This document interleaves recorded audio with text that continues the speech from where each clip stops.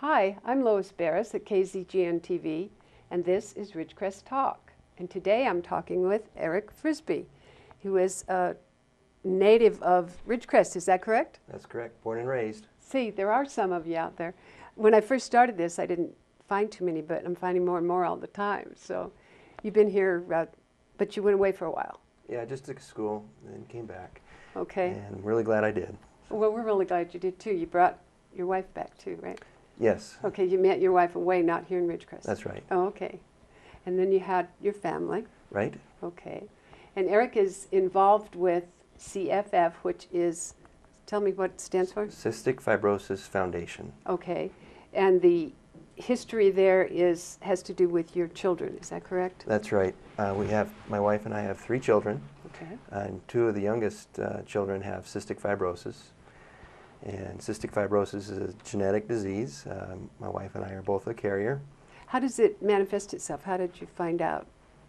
Well, we had our second child, and about a year into it, Dr. Kitty did a really good job and said, hey, there's something wrong. We took him to a children's hospital down in the city, chased an answer for about 2 years, and then my wife and I figured out that she had cystic fibrosis. Wow.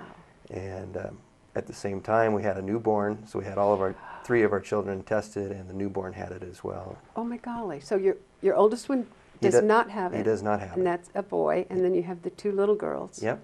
And they are how old now? The boy is 13 at Murray, an 8th grader, and Taylor is 10 at Pierce, and Isabella is 7 at Pierce as well. Okay.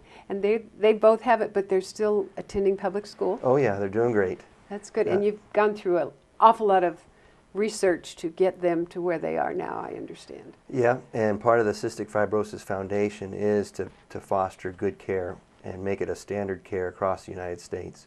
And we're a benefit of that through Stanford. And we go up every 2 to 3 months, and they take lung cultures to make sure they're not growing any bacteria, monitor their weight very closely, and look at their pancreas function, amongst other things. So what does it affect on a child? What does the disease affect? Well, it can get pretty deep scientifically. Okay, we don't have to get into all of that, but what did you pick up on, or whatever that maybe Dr. Kitty picked up on? Failure to thrive. Okay.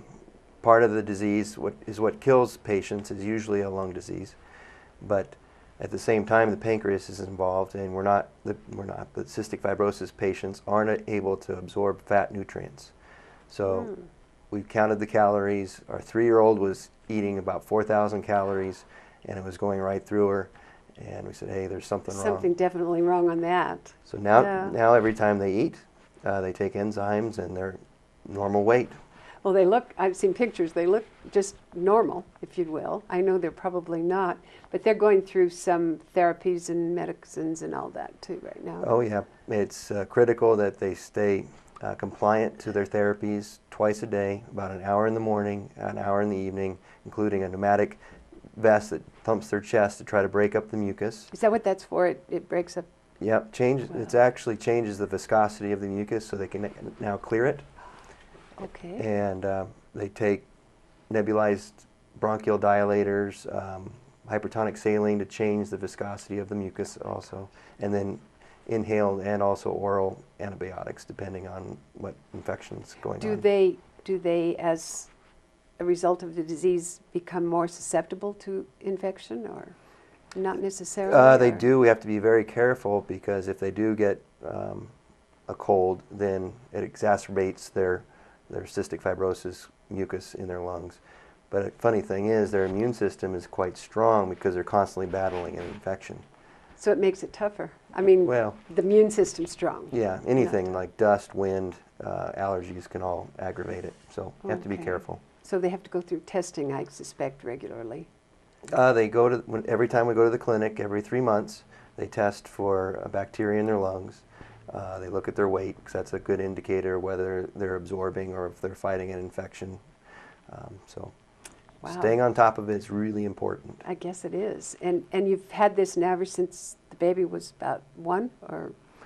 Since our youngest was a newborn. Oh, wow. Yeah. Okay. So how much age difference? There's 3 years. 3 years. Yep. So oh my gosh. So your wife must be like a nurse. You too, probably. Oh, it's a team effort, and including our oldest son, he's very helpful with the girls. When they were younger, he would read stories to them, hold the nebulizer for them. So he's been a big help. Can't imagine what that'd be. I'm asthmatic, and that's so simple compared to this. I can't imagine what they have to go through. And as children, it's amazing that you They actually, other than the therapies and some of the hospitalizations that go along, they're living a very normal life, and that's the goal, to find a cure, to increase the quality of life to where you and I can experience a full life. And in the 50s, kids didn't make it to elementary school. When I was in high school, it was lucky to get out of high school. And now patients are living full lives into their 30s, into their 40s. Wow.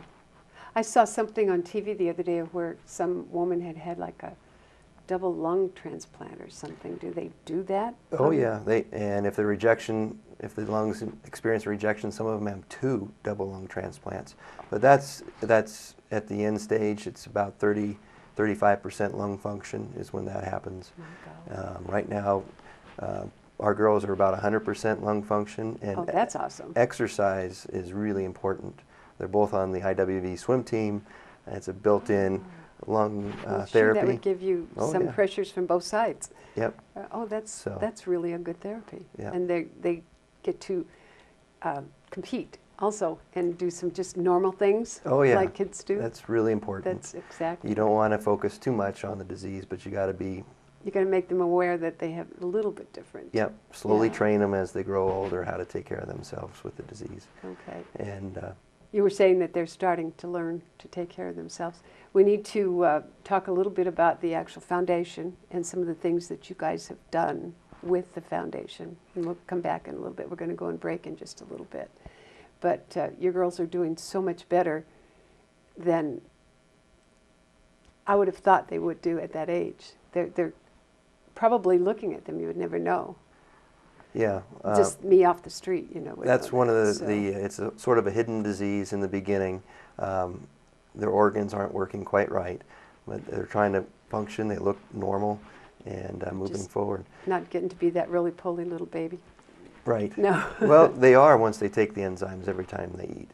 Okay. So. Well, what we're going to do is come back in about 2 minutes and talk more about the foundation and more about the therapies that these little girls are going through and some of the things that the Frisbees are working on. So we'll be back in about 2 minutes.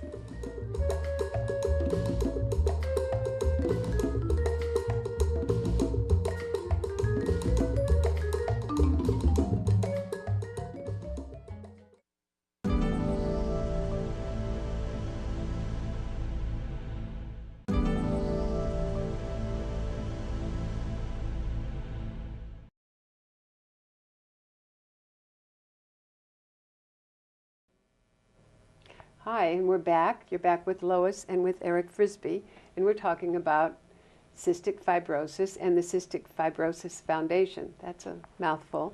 What is the occurrence? How many people actually have cystic fibrosis in the country, maybe, or the world?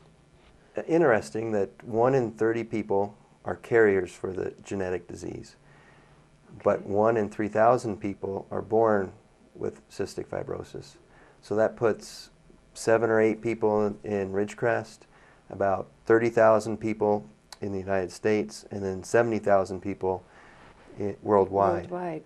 Wow. It's not a lot, but it's one of the major diseases, childhood genetic diseases that causes death.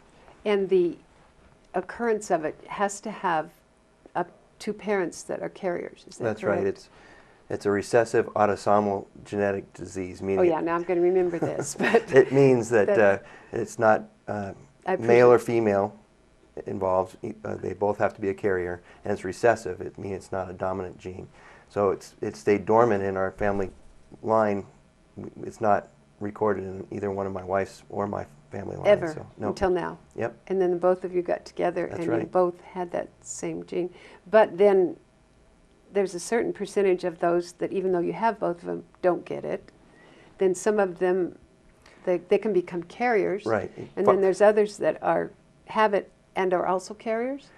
I mean, follows it's kind of confusing. No, it follows the typical high school genetic Mendel P experiment. Okay. So since my wife and I are both carriers, we had a 1 in 4 chance of having a child with CF, a 50% chance of having a child that was a carrier, and a 25% chance of having a child that's not a carrier or has CF.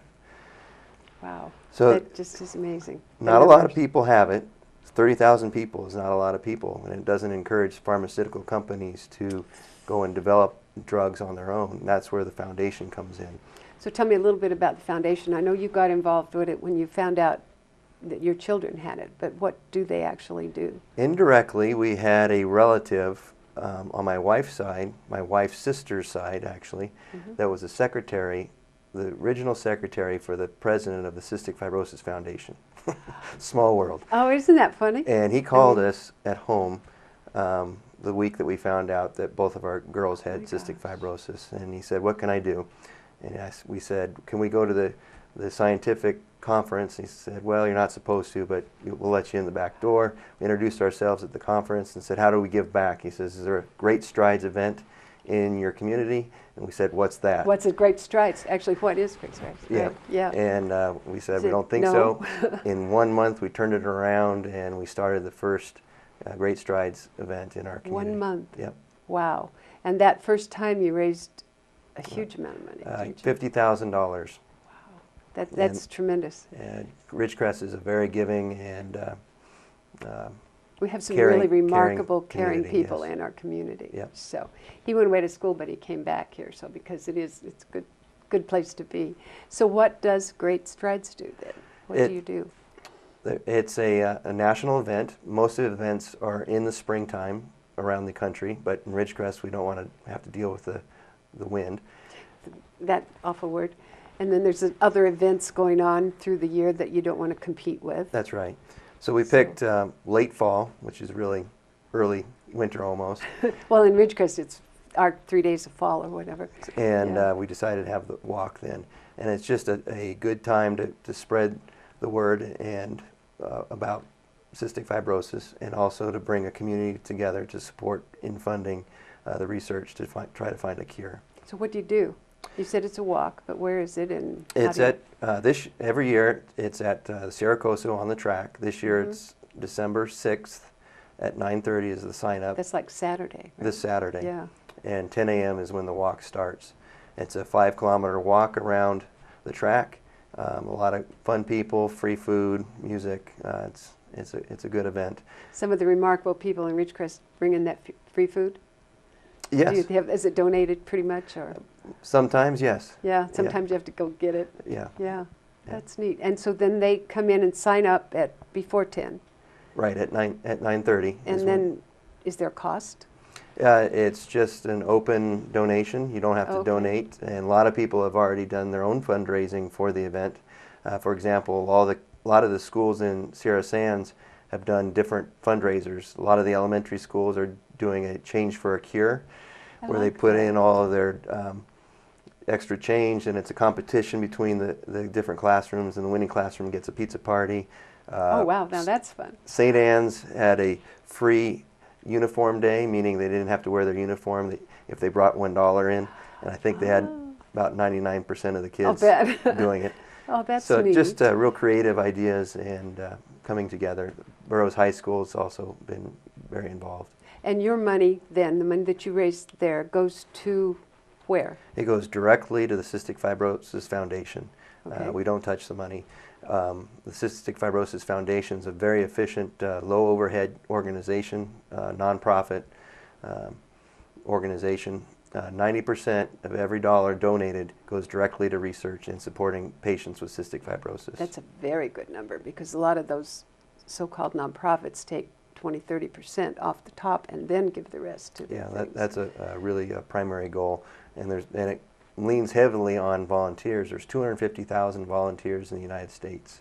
That's great. And a lot of them are covering different cystic fibrosis offices around the United States. There's 80 of them in the United States. So. Are you guys considered one?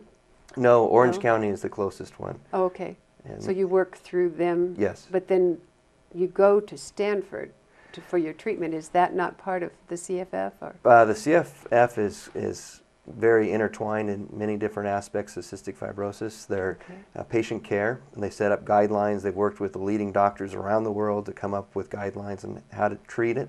So when we go to Stanford, we see a nutritionist, we see a pulmonologist, we see a GI doctor, we see a nurse practitioner. So it's a whole team. That's great. And not only that, but they're really putting a lot of money into finding a cure, and we can talk about that later if you want. We're going to do that because we're going to go to break here in just about a few seconds. And a lot of our fundraising reaches out a little bit outside of Ridgecrest as well, through an email chain, and people are donating directly online, directly to the foundation. So we're going to come back and we're going to give you some website information and some other information. We'll be back in about 2 minutes. Okay.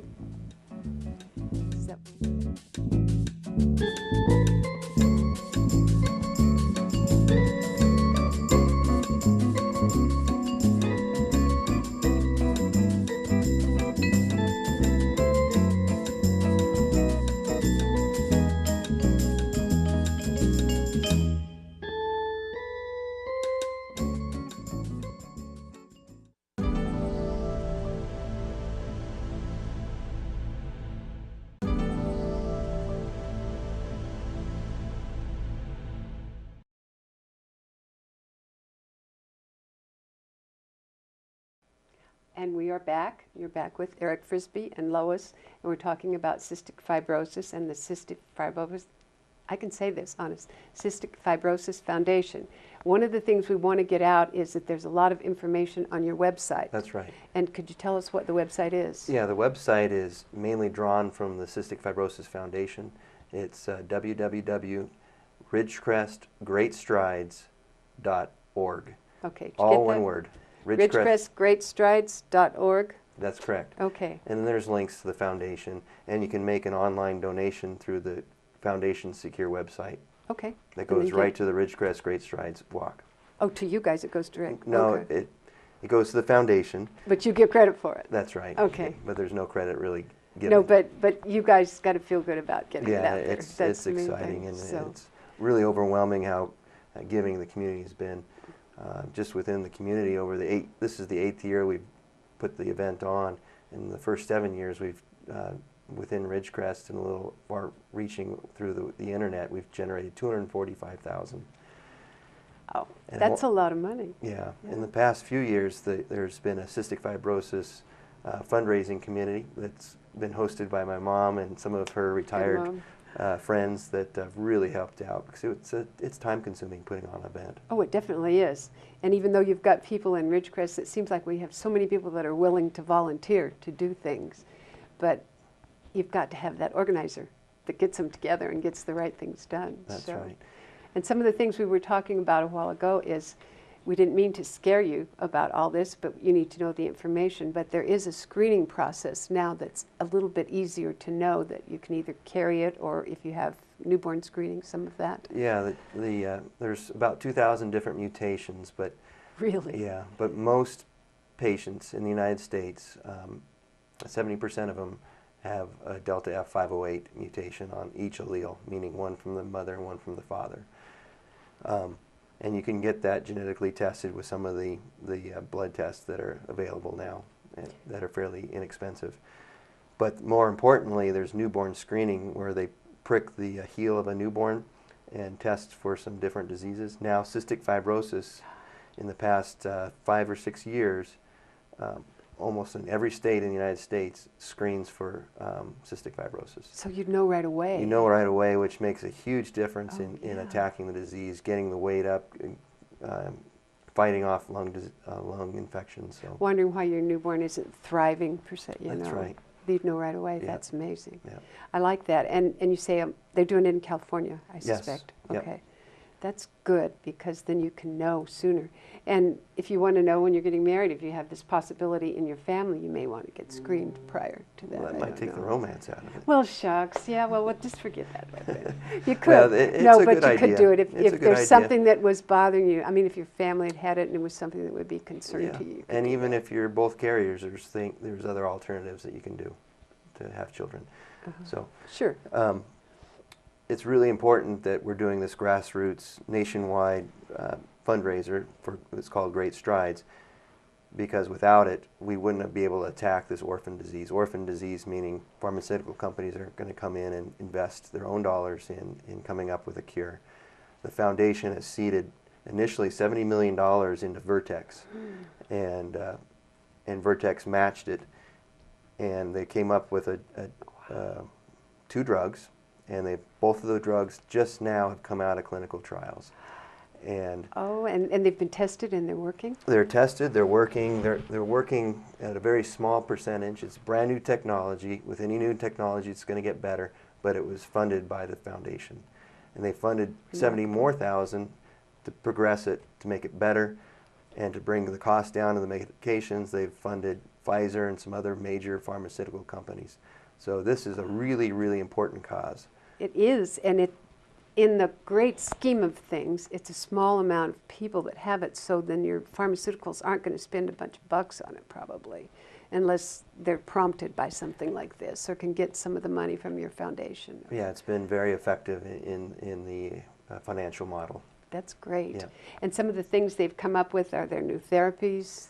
Yeah, there's 30 new drugs that are in the clinical trials right now that are therapies, but only 2 of them go in and try to correct the genetic problem at the root cause. I hadn't thought about that. Yeah, and that's the 2 drugs that I'm talking about with the new technology at Vertex. Can they do that after a certain time? Do they have to catch it when they're infants? They can start at any time. Really? It's better to start earlier, in the earlier part of the lung disease, and other pancreatic and liver issues can be avoided. But they're having good success. It's not a cure, it's not gene therapy, but sort of a flank cure. It's so amazing to me because I don't understand all the different things in the gene therapy as opposed to the cures, but it's remarkable because they're making the lives of these people better. That's right. You know? Yeah, good quality of life. And some of the adults that have been in the clinical trial, they said, I can go out and jog and I can breathe. I don't feel like I'm suffocating. So it's exciting, even though it's a small percentage of fix. So it's got to get better. And that's one thing that I want to get out is there's a lot more funding that's needed because we've only made the initial progress in finding a cure. We're on the right path. We're just getting started. The technology is going to get better. And the pharmaceutical companies are the ones that are doing the main research? That's correct. On it? Okay. That's and correct. Then you guys are helping fund them? That's right. And That's the foundation has doctors and scientists as well, also guiding the research. Okay. So subject matter experts from around the world are feeding their inputs into the foundation, and we're going in the right direction. That's remarkable. That just is amazing to me. And you guys have a big investment in it, and if time and energy and love and all of that you're putting together to do that. That's right. So, You can choose to ignore the problem or dive in feet first, and that's how my wife and I have chosen to deal with it. just go for it. That's Let's right. fix it. So, yeah, what we want to do now is we're getting real close to the end. I want to remind people again of your website and tell them that they can donate there and that. So Sure. The website is www.ridgecrestgreatstrides.org. Okay. And you can donate to the Ridgecrest Great Strides Walk directly to the foundation through a secure server from that website. And the walk is this Saturday at Saracoso on the track at 9:30 a.m. and you'll be walking at 10, and come on out, enjoy the camaraderie, and give a good donation, and let's see if we can't get this thing cured. The weather should be good too It this should year. be. The rain's going to go away for a while anyway, I think. Well, thank you so much for coming, and if they have any questions, they can go to your website and That's look right. it up. Yep. And we'll hope you have a great turnout. Thank and you. the weather hangs in there with you. Thank you, So, Lois. and good luck. Okay, we'll see you next week.